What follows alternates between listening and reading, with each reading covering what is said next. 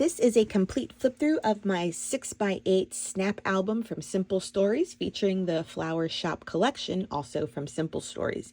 The entire blog post that I did for this project is on a cherry on top, and this is just the flip through to show the completed album and show all of the interactive pages.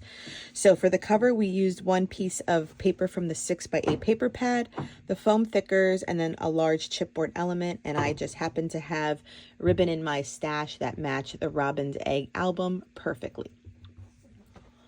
The opening page is a page protector featuring two 3x4s. One of them is a flip up and a 4x6. On the opposite side, we have room for journaling and photos.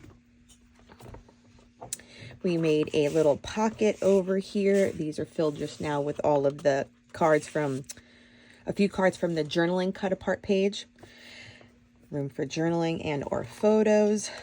Two tuck spots using the 3x4 cards from the cut apart page, and then just some journaling bits. 4x6 cut aparts, some of the icons. Again, photos or journaling. We have two more journaling cards here, and then I just indicated with a white card that a photo can also be used in your pocket. More tuck spots featuring the tags. The tags are always just a good page, and even this one I left it sort of together so that it could hold a photo and or more journaling. A flip out page. This was the 4x6 vertical, and we just made it into an open door area for photos and or journaling. Another photo area.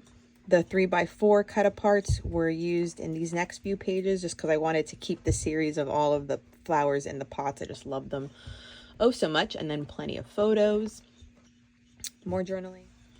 This is the 6x8 page that we used to make a little open door for journaling and more photos. Here we are showing the 4x4 as a flip up, a little room for journaling.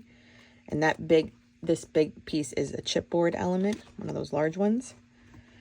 Here, the two 4x4s, I just kept them attached to create a score line to have a flip open for photos and journaling, and then it flips on the opposite side for this one.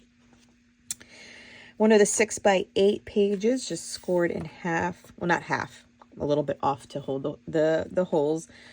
Photos or journaling, and then a tag on the back side with a little flip too. This one is also a flip, the 4x6 element, a thicker thickers, and then more room. And I love the camera icons, and the florals are just so nice. So here's the 6x8 page we used as the cover again, and we used it to create a little doors or flaps, little hidden fun, and then that's just a foam thicker. More journaling. These were the 2x2 elements. So the green paper is just the back side of that pattern paper. So photos can go here, and then you have the icons from the 2x2s. This is a 6x8 cut in half for the two 4x6s. We have some tags in the pocket. And then on the opposite side, I did the same, mirrored it. And then just a floating card I put on a piece of scrap acetate just so that I didn't punch holes in the card itself. I just liked it so much. I was like, I don't want to, punch the hole through the bee and stuff. So just a piece of acetate, and then put a photo or journaling moment there. And then the closing page, photo or journaling. I just liked the paper right there, so I just left it as like the back page with the quote page again on the back. And then there was one page protector I did not use in this album. So that's my completed project. It turned out lovely. And I have a whole album ready to use for maybe to gift for Mother's Day. Maybe I'll fill it with pictures of, my in-laws and my daughter or something like that. But it's a perfect album ready to go to use for some memory keeping. Thank you for joining me.